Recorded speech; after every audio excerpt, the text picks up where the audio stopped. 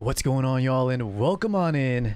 It's early morning, and you know what time it is. It's patch preview day, and I just finished watching the live stream. It was super short. I think they wrapped up, New and Machi wrapped up in under 30 minutes. It felt like 20 minutes, I think. They covered the main things we're going to talk about in this video, and overall, the main takeaways that you should be aware of is, of course, the ML Bellian reveal. We're going to talk about all her skills. We'll do first impressions, quick look through.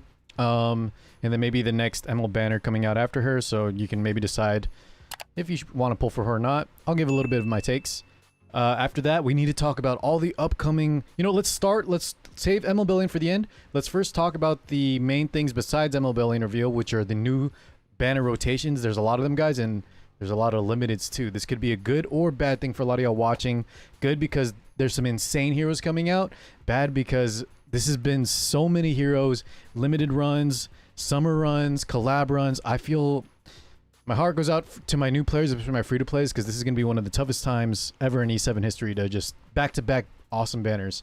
It is what it is, though. I'll help you guide and give my thoughts on all that.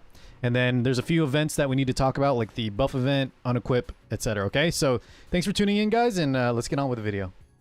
Okay, like I mentioned, let's go ahead and start before we go into ML Bellian.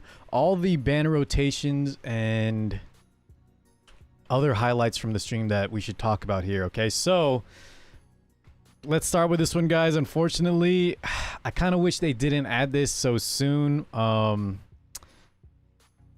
know I was advising, and a lot of other people advised too, because definitely Tamarin is the best, probably the only, I would say, as close to must pull that a new player can get to skyrocket their progress. She would be it, right? So if you picked her from your selective, the Book of Ezra Foundation selector, the 5-star thing, don't regret it, boys, but it does kind of suck that Smilegate brought her out so early. I feel like, I don't know, maybe they should have waited a little bit longer, because they had to know a lot of people, most people were picking Tama, I think, at least from the new player crew. But regardless, she'll be coming out, guys, so if you did pick up someone else, because you always let me know in the comments, some of y'all did end up picking up other units like Violet, Politis, Vivian, things like that. So if you were one of those, well, here's your lucky chance. You can get Tamarin, but hold on. Don't let go of those bookmarks just yet, because there's a lot of other stuff coming out. So besides Tama, we have Ken. Now this one's good, boys, because both Samsara, Prayer Beads, and Ken are just very underpowered, okay? I'm not even just saying like they're okay. If you really like them, you can do well with them. Ken is just not in the best spot. He hasn't been good for a long while.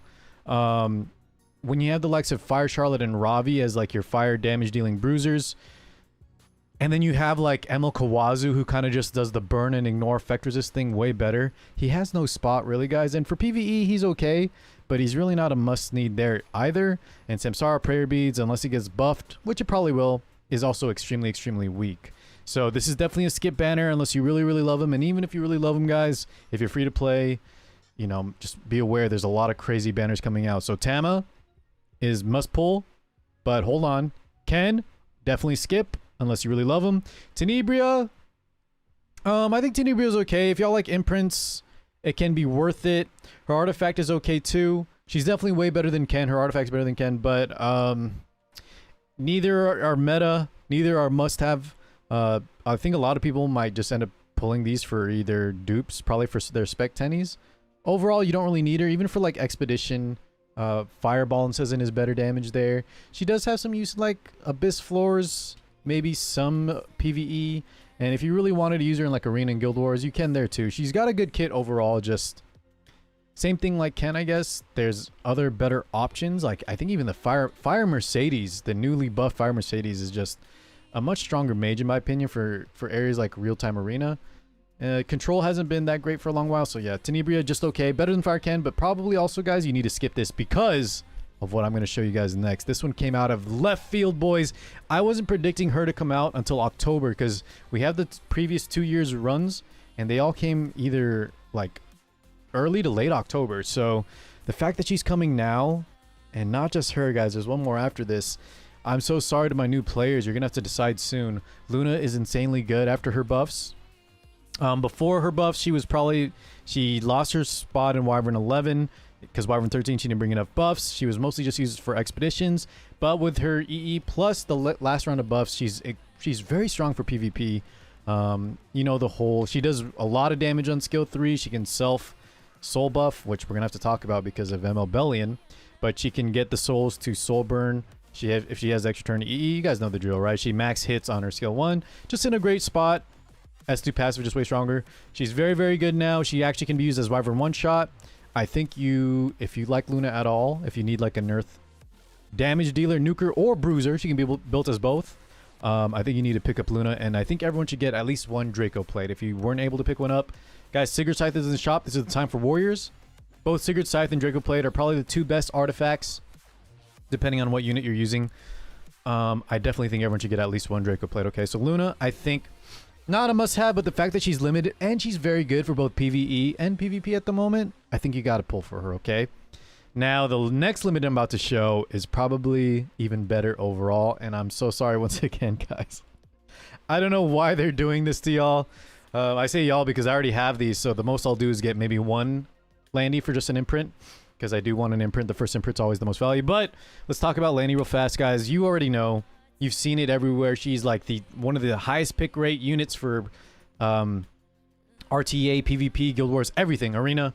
She's just absolutely insane. You can use her in so many different ways. Mega Bruiser, high damage, Guiding Light, Proof of Valor, Bloodstone, counter set, speed set, you name it, boys. She is just one of the premier units for almost every playstyle. Almost every person will make good use of Landy, and I think she's also great at PvE too, boys. Like a lot of expedition teams, she's one of the best there. Hard and difficult content. Auto tower. I'm sure she's used in Abyss as well. Almost everywhere, guys. Her kit is just so good. Her skill 1 is stacked. Her skill 2 is stacked. Her skill 3, she does AoE. She does everything. The only downside is she's Earth, but it feels like she just crits fire units anyways. But regardless, you got to pull for her. If you had to pick between her and Luna, honestly, I think even though I love Luna, waifu status-wise, I love Luna way more. I think you got to get Landy instead, okay? Try to get both, though. Her artifact, I will say this about the artifact. Try to pick up at least one. There are some great uses on... You can use it on Landy. You can use it even on like units like Operator Cigarette. But so far, I feel like the other options like Guiding Light just feel better and are more safer overall. But it is a nice artifact. I would try to get at least one because it is limited, okay? So Luna and Landy both coming. Tam is coming. Skip Tenebrious. Skip Fire Ken. Hopefully you already got Tama from this, so you can see all your bookmarks for Luna, who is coming on the 23rd.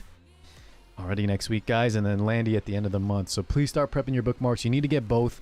I thought Landy would come into the group banner like last year, or earlier this year, but it didn't. That was not the case, okay? So besides that, boys, I just have one more image for y'all. And that's this right here. I mentioned earlier there's a buff.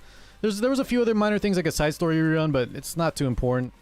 Just understand you're going to get some nice stuff there. But there's some login events. You'll get some free bookmarks. Smilegate's giving us some free bookmarks. And on top of that, we get a buff event starting this weekend. So make use of this, boys, all right? Get your SCs done. Get any extra catalysts that you may need soon. Maybe start prepping for Landy Luna. And then also just get all the gold, all the Spirit Altar stuff you may need, okay? Prep for this. This is coming earlier than normal. We may not get another one of these for another month. So make use of it. All right. Let's go in and quickly talk about ML Bellian. Alrighty, boys, moving right along to ML Bellian. Man, she looks great.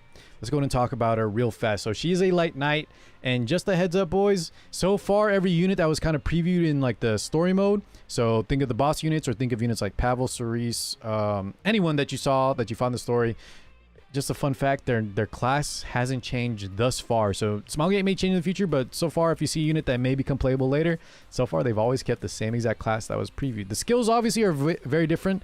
In the 1010 she had bombs, and here she obviously does not. But amazing looks, guys. We'll go and check out the skill animations as we look through the skills. But the voice actress also killed it. She sounds so good. Here, let me give you all a preview real fast in case you didn't watch yet. Everything in Policia but is under my control. I think y'all heard that already, right? She sounds so good, guys, and let's go ahead and move on to the skill set. So, she's a light knight with health, imprint concentration, effect resist, imprint release. Not too, so 110 speed for a knight's not that bad, and that might be relevant as we look at her skills. So, let's start with skill 2. It's a passive that decreases the number of souls gained by the enemy by 100%. That's actually crazy, but just so y'all know, guys, because I know everyone's going to be asking this, New confirmed that to his knowledge, that this might change, but to his knowledge, this does not stop Tagahel's book. Pardon the interruption, guys, but as I was rendering the video already, just had some breaking news. Maybe we'll hear about it in a stuff post, or it'll be edited in the YouTube video. But This was just confirmed by New in Panshui's chat. This is his Twitch channel, or his Twitch name. So even though he said, and you'll see in the video, guys, I referenced the fact that New said he believed that Tagaels is not blocked by Bellian. This just came out, and it seems like he confirmed. I know for a fact this is his Twitch name, and it was in a stream that I know. Panshui, you all know him. So I think we can pretty much say this is conclusive. It does indeed block Tagaels. Okay, so keep that in mind when you watch the video. Obviously, her power level increases big time with this in effect, and she maybe must pull if you're an RTA player now. So almost my entire take on her kit gets changed up a bit. So just a heads up, right? Please keep watching the video. It only stops soul gain after the fight starts. So things you start the battle with, like Tagaels, you should still have those souls. He used that exact example. Now I think artifacts like Unseen Observer, it might be good. And the fact that it's just 100% soul gain reduction, when I think the other main two besides other artifacts are like Ambitious Tywin and Acid, it's 100% just her existing is very, very solid and very future proof. I think the fact that she has this, if no other unit has something like this, she'll definitely have a spot somewhere. At the start of the turn, has a 70% chance to grant a random buff, 100% after skill enhance. This one, boys, I'm not that impressed with. I think the random buffs increase effectiveness, increase crit chance. While not bad, you know, if we're at Frenzy, this will help with the skill 1s and skill 3. Cycling back to it, increase effectiveness. But it's hard to build around that. And then increase crit chance, same thing. You don't want to have to rely on a buff to get your crit chance. If we wanted to build it with crit chance, we want like 85 anyways. But the continuous healing is nice. Just, I think this is pretty weak in terms of random buffs. Okay, especially these two. They're so weak.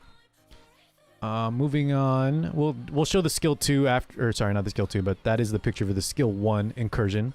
Skill 3, guys, Apocalypse.